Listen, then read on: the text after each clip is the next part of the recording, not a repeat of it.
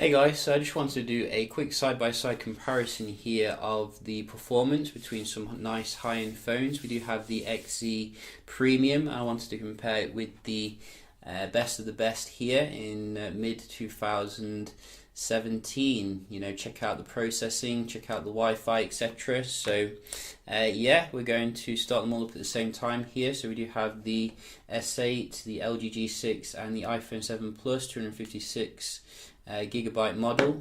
So let's just start them up here. So 3, 2, 1. Hang on. 3, 2, 1. Let's go.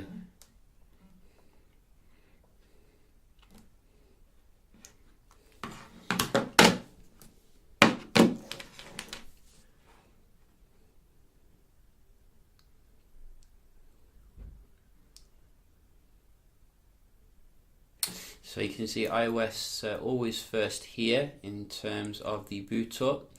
Then we do have the S8, the G6, and finally Sony Boy, which does take a while to come on actually, so you know that may be the reason for that, but nevertheless it is pretty slow starting up, which is not what we want to see.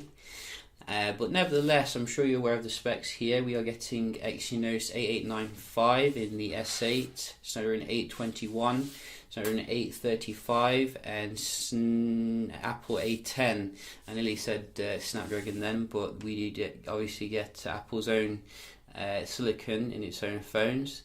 So yeah, let's see. We're going to run Antutu first to check out the benchmark. Because Antutu is good for seeing like the, you know, the stuff here. So let's just run this through.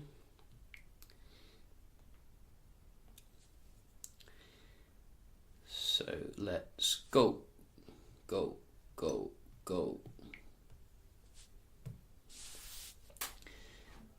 So I'm going to just let the graphics play for a little bit here. I'm sure that you probably saw the score already, which kind of gave the game away, but it is interesting to see the smoothness here.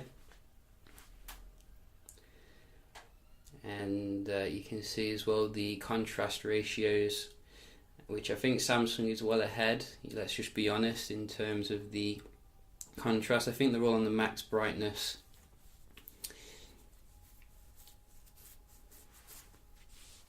All of them look quite smooth though, you know, it's not too much difference in terms of the GPU. I'm pretty surprised that LG does look so smooth given the more, you know, ancient hardware. Well, not ancient, but you know what I mean, not the most up to date.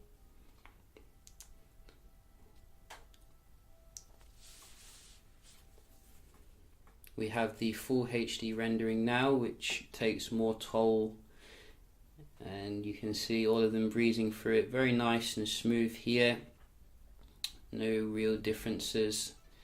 It's just the Samsung display really does kind of jump out at you in terms of the vibrancy. Maybe we'd see a bigger difference if this was like a 4K test. It'd be nice if Antutu did implement that in future.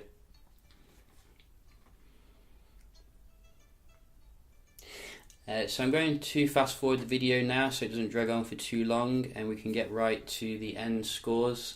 So we are coming to the end here, and obviously it's not going to be a massive surprise because we did give the game away already, but you know, you can see the Sony does seem to be finishing the benchmark a little bit faster here than Samsung, which is nice. Obviously the iPhone always finishes first, doesn't matter you know what processor you're getting in Android, with a very beastly score, 179,000, which is more than Sony and is more than LG and more than Samsung.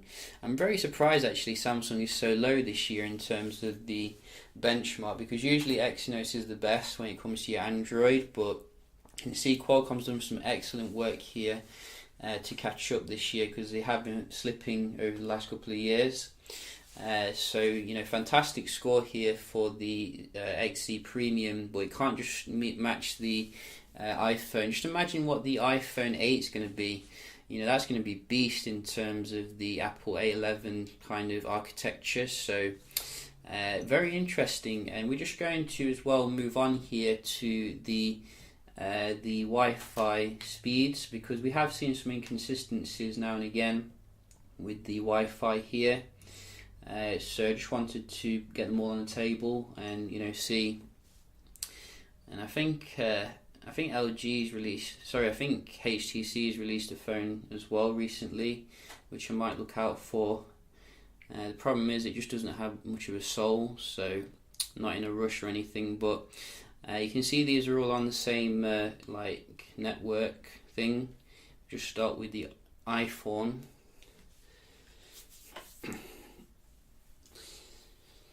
Which usually doesn't let me down.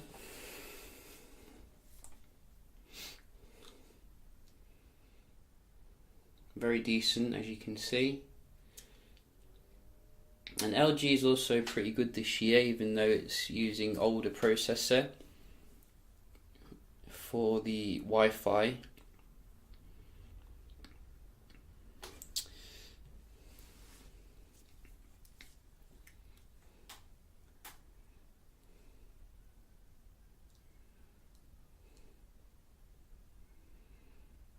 It was pretty good, but clearly not tonight.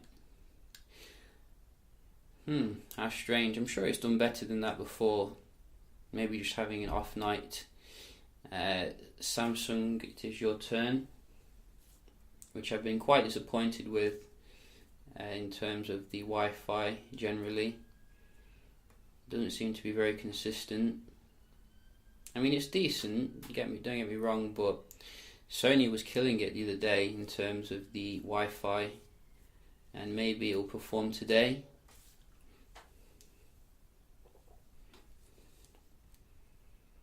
Maybe. Or maybe not. You know, maybe not. You can see.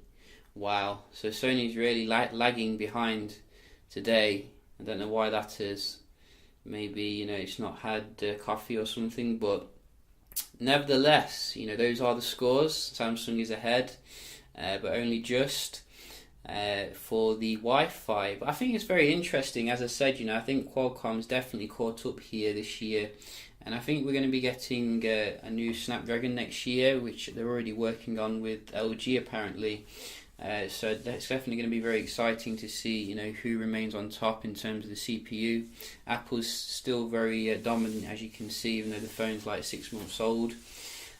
So yeah, just a quick comparison here of some, you know, high-end phones. If you've got a question, do let me know. Hope you enjoyed the video, found it informative, and I'll see you in the next one.